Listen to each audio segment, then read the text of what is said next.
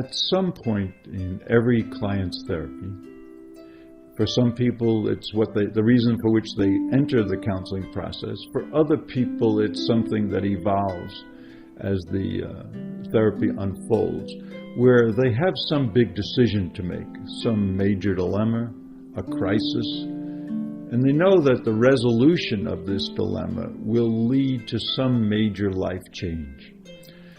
And what most commonly happens, of course, is that people approach it rationally. They try to weigh the pros and cons. They make a list of the good points and the bad points. And that's helpful, but it's insufficient because those rational approaches don't take into account the tremendous amount of internal conflict that's happening. And they don't take into account inner sources of wisdom that go beyond the rational. And they're often done not from a place of compassion for oneself and from all the different parts of the personality.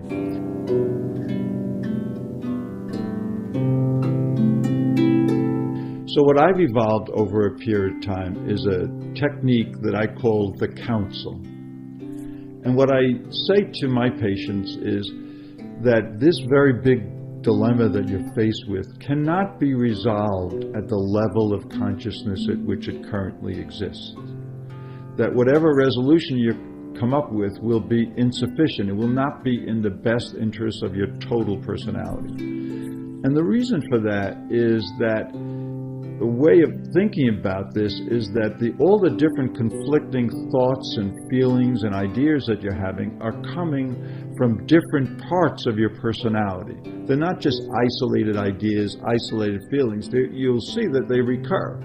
And there's this tension, this internal dynamic tension among them. So how do you then get all the different parts of the personality to work together instead of against each other? And how do you find a way to contain all of that tension? Because what happens for most people is that they make a premature decision because they can't stand, understandably, who wants to be that amount of internal tension and it's how much it's affecting their life. So in order to get out of the tension, they make a decision. It feels like any decision is better than nothing. Oftentimes, that premature decision is not in their best interest. It oftentimes doesn't work out, or other parts of the personality undermine the decision. So what I've learned to help people to do is to imagine that all the different parts of their personality are going, and you can see how I'm doing with my hands. This is what I do with my patients. When I just try to describe it to them, I say, imagine that all the different parts are going to have a gathering for a period of time. And that gathering is the counsel. You're going to enter a period of discernment to try to figure out, how do I get all these different divergent parts of my personality to work together towards a resolution that's in the best interest of the total personality and not just driven by one part of it.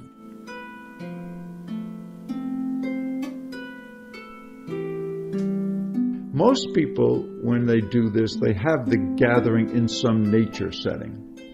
Like, for example, when I've had to do this for myself personally, I do it in the woods. And I imagine that the different parts of my personality are sitting around a campfire, and they're sitting on logs or on the ground, and they're just coming together for a period of time. Other people will imagine this occurring by the seashore or by a lake. Some people do it on top of mountains or in some desert setting.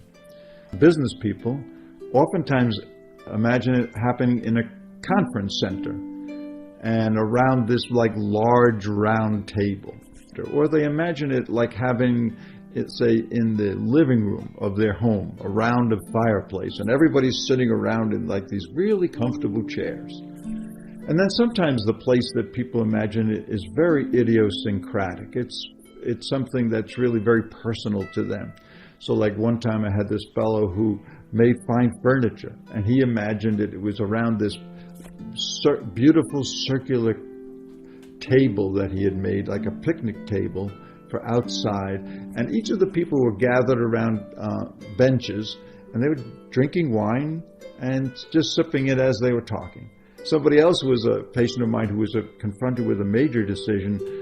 I was a very well-known high school track coach, and he was offered the dream of a lifetime to teach at one of the major universities, except as a divorced father, that meant that he was going to be moving away from his children. So here's the choice: the dream of a lifetime or spending time with your children. What do? So he imagined that the gathering occurred in a locker room, the place that he was most familiar with, and all the different parts of his personality were the members of his team. By the time I finished talking about some of these ideas, it's already generating in my client some place that this will occur. And I oftentimes will ask them, okay, so any place coming into your mind? And usually they do. So then I say, okay, so now what we're going to do is then think of like the different parts of this dilemma coming from different parts of your personality, and that each of these parts of the personality are going to have a chance to talk. And present also at the gathering is what I call the wise elder. It'll be some part of their personality which emanates from the higher self that's there to make sure that all the parts of the personality work together. So how often people say to me, well, you know, I know that I have some part of me that knows what's best for me. I just don't listen to it too often, but I know. And sometimes people call it intuition, sometimes people call it a gut reaction. All of these things are really aspects of inner wisdom that know what's best for us, and we don't oftentimes just simply pay attention to those messages, or our culture doesn't train us to pay attention to that. So what I'm saying then is that imagine that part of your personality is at the gathering, and it's really the leader of the gathering, the coordinator. And that person's job is to make sure that every part of the personality gets a chance to talk, and that whatever they have to say is highly valued and treated with compassion and kindness. So his job is to make sure that no parts of the personality put other parts down, which of course is what happens to everybody. I also recommend that people leave a couple of spaces at the gathering, a couple of empty spaces for what I call mystery guests, so that there are some parts of the personality that the client is not even aware of yet that have something important to say about this, and the space leaves an invitation for that part of the personality to show up. And usually it shows up after several sessions.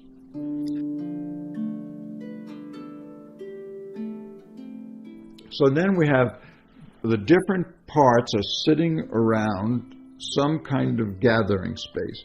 And as the person starts to talk about it, then I say, all right, we're going to come up with names for each of these parts to make it more concrete and to make it the process more potent. Like that coach was talking about his fathering and how important the fathering was. So we said, okay, so that part of your personality is called the father. And he said, there's another part of me that's always critical of whatever I do. And whatever I do is never good enough. So I said, okay, so that we're going to call that part of the personality Mr. Perfect. It's a critical, judgmental part of you that expects you to always make the perfect decision. And then there's another part of you that is the coach and has really gotten to a high level in your profession, and you have been offered this job of a lifetime. And then there were several other parts of his personality. So one of them was, for example, that showed up later on, that was one of the mystery guests, was the little boy part of him. That always wanted to do the right thing to get people to love him. And there were several other parts, like there was Mr. Finance, who was talking about the pragmatic parts of how do you earn a living and how do you support a family.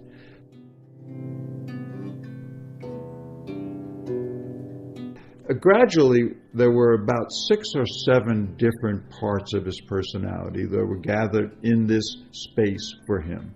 Each of them we had names for.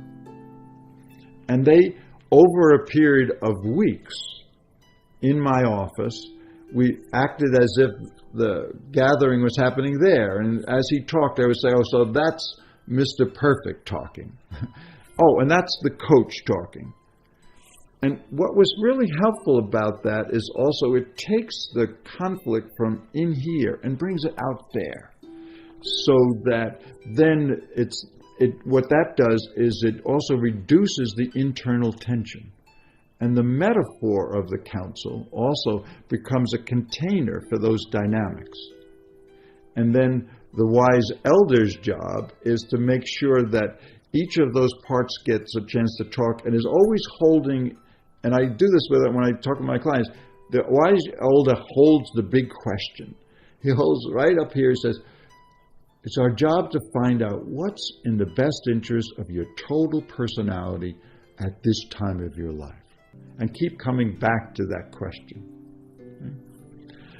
Oftentimes what happens is after a few of these sessions, somebody comes in with, oh, I know what I'm going to do now, Doc.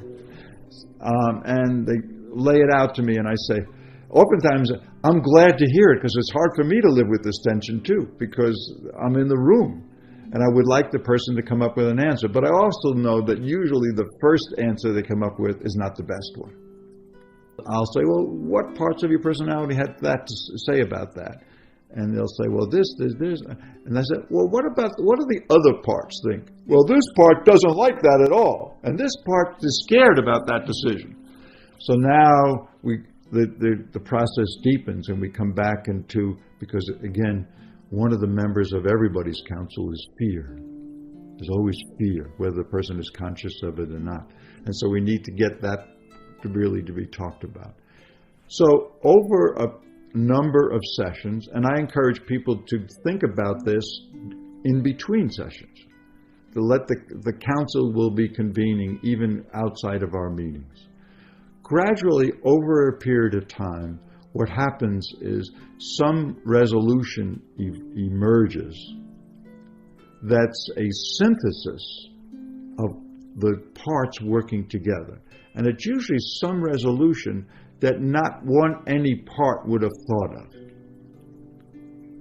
And then now what happens is you now have a resolution that no other part of the personality is going to undermine. They all work together. This is why the council is such an effective metaphorical tool.